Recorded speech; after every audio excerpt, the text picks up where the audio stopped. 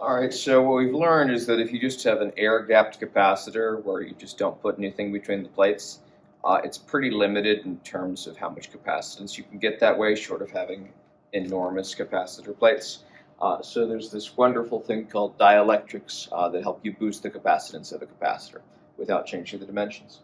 So the idea is if you shove a conductor in an electric field, this conductor, any kind of metal, the electrons will be mobile enough that they'll move around so that, remember, the electrons will go against the field, because that's what electrons do, and so you have a bunch of positive charge left over. And so the result of that is you'll have an internal field from the movement of the charges. The charges will keep moving around until the internal field is zero. So this is called the dielectric effect, when you have a cancellation of the external field with an internal field due to the movement of charges moving around. So the field inside the conductor will still be zero by virtue of the fact that the charges will move around on the outside until it becomes zero. The material is called a dielectric, so that's why E is zero inside a conductor. So what should the potential be inside a conductor? Follow-up question. Well, if you have a zero field, your potential should be? No, not zero. It should be constant. It should be constant because the potential involves the energy difference in getting from one place to another. And if you've got no field, then that means that there's no energy difference. So it'd be like walking around on a mountain, but you're following a line of equal height. So you're not changing your height. So that's for metals. For metals, the charges can move around as much as they want to until you get a complete cancellation of the field. But there's tons of materials where you don't have perfect chargeability, where the charges are kind of constrained. So for example, if you had some little polarized molecules like this, and maybe they couldn't move around freely, but they could kind of rotate in place, so you would get kind of a partial cancellation of the field. So your external field would be a really big field like this, but as a result of this partial cancellation, you'll have a smaller field there. So if you've polarized your molecules, that can happen. So what happens is you get a reduction of the electric field. So the electric field inside the dielectric will be the regular electric field, E naught, divided by, and we usually use the letter kappa for this. Kappa is called the dielectric constant. It's just a measure of by what factor the electric field inside a dielectric is canceled. It's also sometimes called ER, epsilon R, which is the relative permittivity. Kappa is always going to be between 1 and infinity. So for air, it's really, really close to 1. It's like 1.008 or something like that. For a conductor, it's just infinity. You get a perfect cancellation of the field. So your new field is now the original field divided by basically infinity. More values, you can go to my favorite physics website, Hyperphysics, set up by G.R. Nave, Georgia State University, and you will find this set of values.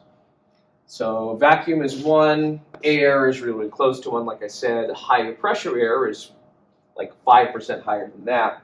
And you can just kind of look around and see some comparisons here. So glass, 5 to 10, mica, 3 to 6, polyethylene, 2 1/4. Strontium titanate, I don't know what that is, but it's a really strong dielectric. 310 is your dielectric constant there. So what's the effect on capacitance? Well, what we've done is we've reduced the field. Well, let's figure it out. So remember, your capacitance is going to be the charge that is stored over the potential. So if you've reduced the overall electric field inside the capacitor by a factor of kappa, then that means that your potential difference is also reduced by a factor of kappa. So what you've got is the same amount of charge over a potential difference that's been reduced by a factor of kappa. So what you've done is you've increased the capacitance of the capacitor without changing its size. So your new capacitance is just kappa times your original capacitance. So let's try it out for Gauss's law to get some idea for how this is going to make any sense here. So I'm going to draw myself a Gaussian rectangular prism here. And again, as per prior arguments, I don't have to worry about the field through the left or the right or the front or the back because the field is just going to be perpendicular to those areas. So I've only ever got to worry, and then the field on the top I don't have to worry about because that's inside a conductor where there's no field. So I've just got to worry about the field down here. So the integral of E dot dA on the left side just reduces to E times the area of my rectangular prism. And then that's going to be equal to the enclosed Q. Now that's a little trickier. So the basic idea is if I want to look at how much charge is enclosed in my rectangular prism here, I've got some amount of charge Q that's hanging out of the plate. We call that the free charge. Minus some negative charge we call Q prime. We call it the bound charge because it's not free to move around. It's stuck on the dielectric. And the idea is you're going to have some accumulation of negative bound charge here because it gets attracted to the positive free charge. And the idea is that you get a net field in the opposite direction due to the bound charge there. So that means that the enclosed charge is going to be plus Q minus Q prime, free charge minus the bound charge, over epsilon naught. So that means we're going to get that the electric field is going to equal that. Now we also know that the electric field inside a capacitor should now be a factor of kappa less than it was, because that's what dielectrics do. It reduces the electric field by a factor of kappa. So I can put this in terms of the free charge. So it'll be Q over the area kappa epsilon naught. So I can compare these two statements. The areas will be the same. The epsilon naughts are the same. So what you're going to wind up with here is that Q over kappa is equal to Q minus Q prime. So how does the dielectric constant kappa have an effect on the charges there? Well, what happens is it reduces the overall net charge by contributing some kind of bound charge right there. So you get this general relationship here. But the net charge over kappa is equal to the difference between the free charge and the bound charge. The textbook also makes a deal of rewriting Gauss's law with the dielectric so that you can put it solely in terms of the free charge by putting the kappa inside the integral. All right, so let's do another example here. Suppose you've got a capacitor that is only partially filled with a dielectric. So this is a problem I've stolen straight out of the book. So you've got a capacitor, and they tell you that the gap of the whole thing is 1.24 centimeters, but we're only spending enough money on dielectric to cover 7.8 millimeters of it. So the question is, what effect is that going to have on the capacitance of this thing? Now you might think, I guess I'm reducing the field for part of it, but not for all of it, so I will reduce the voltage, but not as much as I would have. And that's basically what is going to happen. All right, so what is the original capacitance? Well, the original capacitance for a parallel plate capacitor, we just use this beautifully common sense equation here.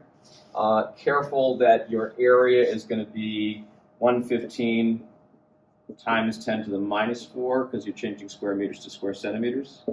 And then your D, the separation between the plates, is 0.0124 meters. Crunch it out there, you're going to get 8.2 times 10 to the negative 12 farads, or if you like, 8.2 picofarads. What is the free charge on the plates? Well, the charge is just going to be the capacitance times the voltage I applied. So I'll just take this number 8.2, multiply by 85.5 volts, and you're going to wind up with 7.0 times 10 to the negative 10 coulombs, which is, you could write as 70 nano. What is E naught in the gaps? And I haven't mentioned this, but E naught is, we use to say, the original field, the field that is not dampened by the addition of the dielectric constant. So basically, what's the electric field in the gaps, the field where there's no dielectric acting? Well, that should be unaffected, right? So that's just going to work out to be sigma over epsilon naught from our Gauss's law argument. So how do I get sigma? Well, sigma is going to be 70 nanocoulombs of charge divided by the area. So make sure to put this in 10 to the minus 9. Make sure to put this in square meters. And you're going to wind up with that the electric field is going to be 6895 newtons per coulomb. What's E1, meaning what's the field in the dielectric? Well, our dielectric constant is 2.61, so I've just got to divide this by 2.61. So you're going to get 2642 newtons per coulomb. So you have greatly weakened the electric field, but only in the part of the capacitor that is filled with dielectric constant. what is the potential difference between the plates after the dielectric is inserted? Now note, so if the battery were still connected there, we would keep getting 85.5 volts no matter what. If you insert the dielectric in there, it becomes a higher capacitance capacitor. It would just pull extra charge from the battery to get back up to that same voltage. But because the battery has been disconnected, we're no longer going to stay at 85.5 volts. Instead, the total charge will stay constant, or at least the total free charge. And the bound charge has to stay constant because it's bound. It can't go anywhere. So what's the potential difference between the plates after the dielectric is inserted? So remember, the potential difference is just the integral E dot ds for any given journey. But since we're dealing with entirely uniform fields everywhere, I can just say this is the field times the distance.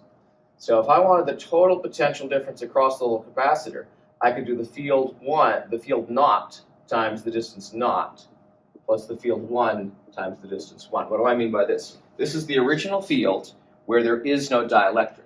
So I'm just going to take that 1.24 centimeters and subtract off the 0.078 centimeters to get how much distance I'm moving across with no dielectric. I'll add to it E1, which is the electric field in the dielectric, times just how much of the dielectric am I walking through, which is the 7.8 millimeters, this 0.078 centimeters. Crunch that all in to what the field is here, the field is here, and times the two distances, you'll wind up with 52 volts, which is, of course, notably smaller than your 85.5 volts.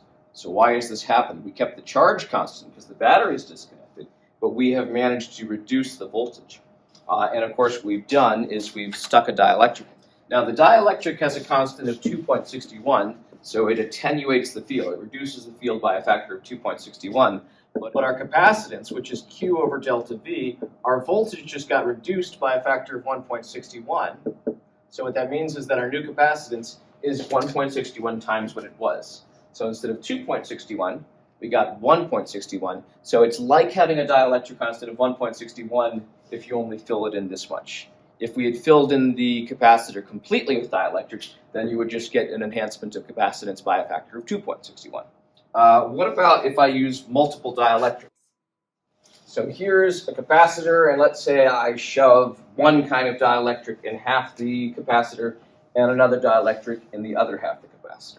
So again, remember what you're doing is you're reducing the electric field in each of these pieces in an amount depending on what the dielectric constant is. So if the dielectric constant on the left, for example, has got a stronger dielectric effect to it, a bigger kappa, then what will happen is it'll reduce the field more, and I'll get more charge winding up here until the potentials really going to be equal. So really, this looks like a hard problem, but actually it's not. You can think of this as two capacitors in parallel. This capacitor has a dielectric constant of kappa 1. This capacitor has a dielectric constant of kappa 2. And then you just add them together in parallel. The only catch is that each of those two capacitor pieces has half the area that it did, but other than that, yeah, it's just two capacitors added together in parallel, which just means you'll add the capacitances. So that's it. That is dielectrics and capacitors.